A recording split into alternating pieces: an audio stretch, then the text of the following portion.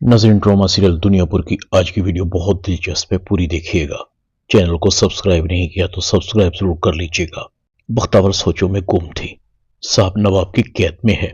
दादी पोती को शादी की पड़ी हुई है। शाहमीर के दिमाग में क्या चल रहा है? अगर शाहमीर के सामने नवाब की बेटी आ गई थी तो उसे कैद क्यों नहीं किया? शाहमीर चाहता तो उसे मौके पर मार सकता था। शाहमीर नवाब की बेटी से इतना बड़ा धोखा खाकर उसके साथ कैसे रियायत कर सकता है? शाहमीर अपनी माँ के पास आता है। शाहमीर की माँ शाहमीर से पूछती है, नवाब की बेटी तुम्हारी गिरफ्त में आ गई थी तो वो भाग कैसे गई? क्यों छोड़ा तुमने उसे? तुम्हें तो उसे मौके पर ही गोली मार देनी चाहिए थी। तुम्हें याद रखना चाहिए था कि साहब उनकी कैद में है। इसका मतलब है कि तुम अब भी उससे मोहब्बत करते हो, और तुम्हारी ये मोहब्बत तुम्हें पहले कितनी महंगी पड़ी है तुम अच्छी तरह जानते हो। जवाब दो। शाहमीर की दादी कहती है, इसमें इसका कसूर नहीं। इस तरह करने के लिए इसे मैंने ही कहा था। इसने वही किया। इसका रिजल्ट जरूर मिलेगा। आज नहीं तो कल साहब रिहा हो जाएगा, हमारे दरमियान होगा। शाहमीर अपनी माँ को कहता है, अब मैं जाऊं। शाहमीर चला जाता है।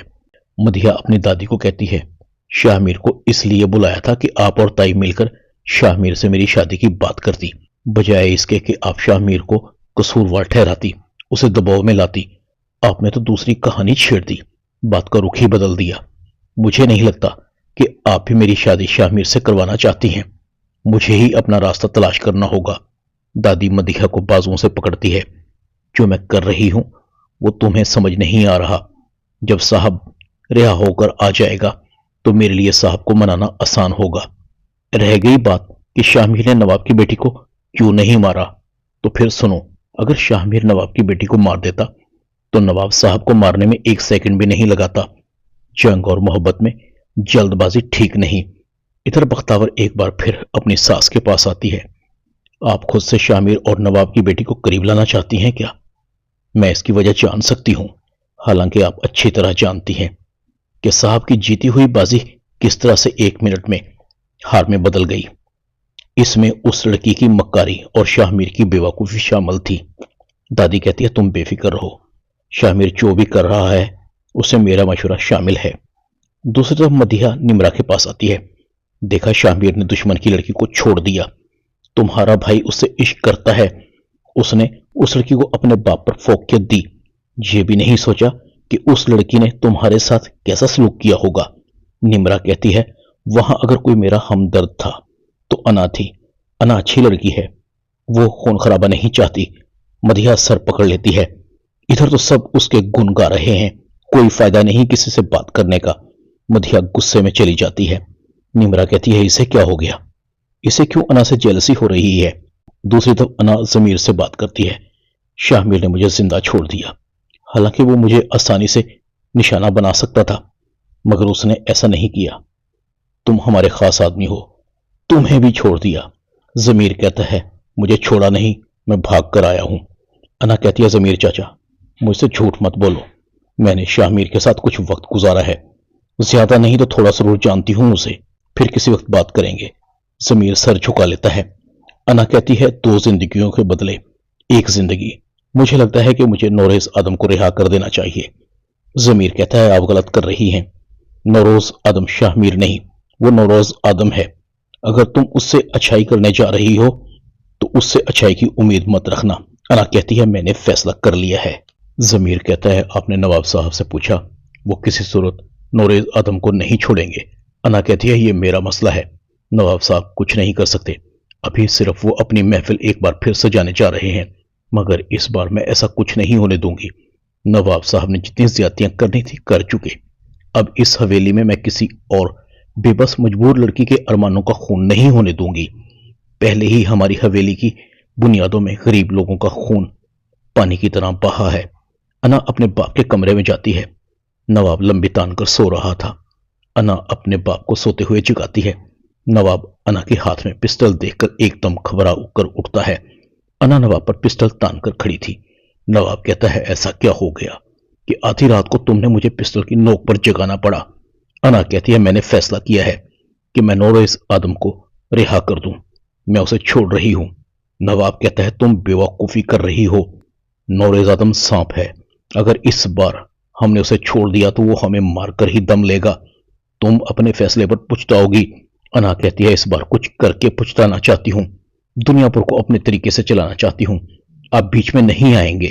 نواب کہتا ہے لگتا ہے نوروز عدم کے بیٹے کے بہکاوے میں آ گئی ہو تم، دستاویز پر مجھ سے لکھوا لو، تمہیں استعمال کر رہا ہے وہ۔ انا کہتی ہے استعمال تو آپ نے بھی میرا کیا تھا، مجھے شامیر کے رحم و کرم پر چھوڑ کر خود حویلی سے بھاگ گئے تھے۔ وہ کیا تھا؟ نواب کہتا ہے وہ میری حکمت عملی تھی، جو دو ہم نے ان پر آزمایا تھا، اب وہ وہی دو ہم پر آزما رہے ہیں، تم سمجھو اس بات کو۔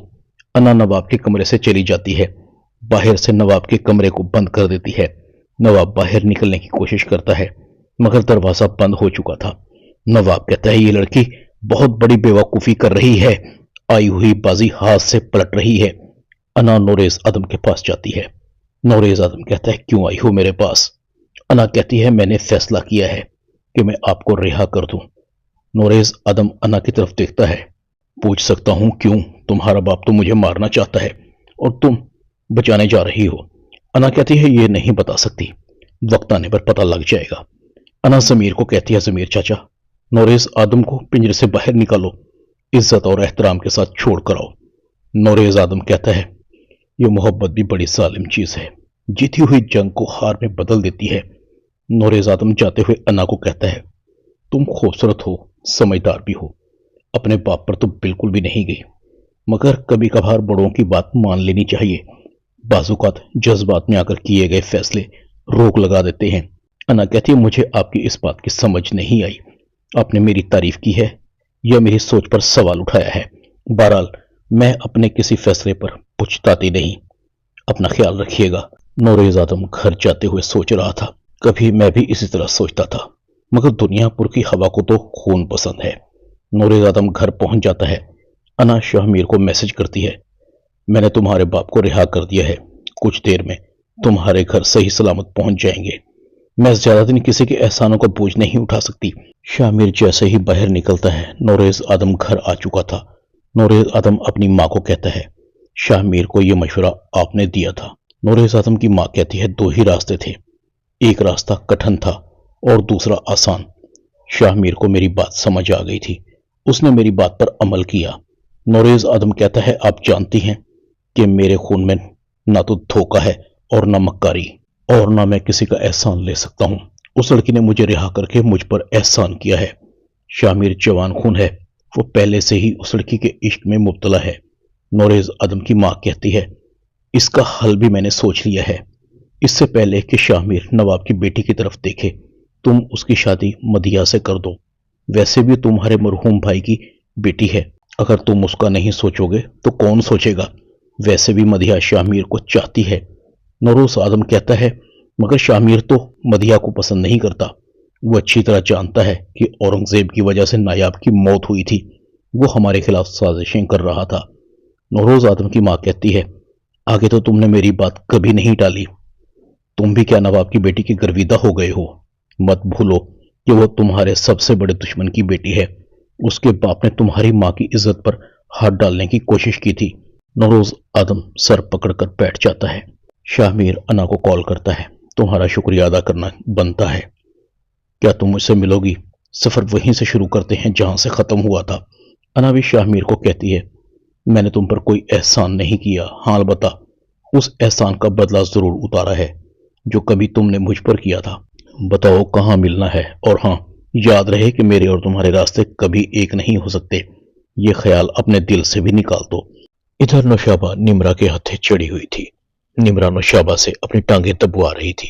نوشابہ کہتی ہے بہت دیر ہو گئی ہے مجھے تمہاری ٹانگیں دباتے ہوئے، اب میں تھک گئی ہوں، سونا چاہتی ہوں، صبح جلدی بھی اٹھنا ہے، اتنی بڑی حویلی ہے تمہاری، اس میں جھاڑو بھی دینی ہوتی ہے، سینکڑوں جانور ہیں، ان کے بیٹھنے کے لیے صفائی ستھرائی کا انتظام بھی کرنا ہوتا ہے، تم میری اس سزا کو کم نہیں کر سکتی۔ نمرا کہتی ہے ابھی سے تھک گئی ہو، بھول گئی ہو تم مجھ سے کتنا کام کروایا کرتی تھی، ابھی تو مجھے تمہیں داغنا بھی ہے، تمہیں وہ میری چیخیں تو یاد ہے نا جب نواب صاحب نے ہنٹر کے ساتھ مار مار کر میرے پورے جسم کو چھلنی چھلنی کر دیا تھا۔ نوشابہ کہتی ہے خدا کے لیے تم مجھ پر اتنا ظلم مت کرنا، تم ایک اچھے باپ کی بیٹی ہو، تم بہت اچھی ہو، مجھ پر رحم کھاؤ۔ نمرا کہتی ہے جب جب میں تمہیں دیکھتی ہوں میرا خون کھول اٹھتا ہے۔ میں نے جو نواب کے گھر میں زیادتیاں برداشت کی ہیں نا، تم نے تو ابھی ان کا آدھا بھی برداشت نہیں کیا۔ تم عورت کہلانے کے تو بالکل بھی لائق نہیں ہو۔ ڈرامہ دنیا پور میں اتنا ہی۔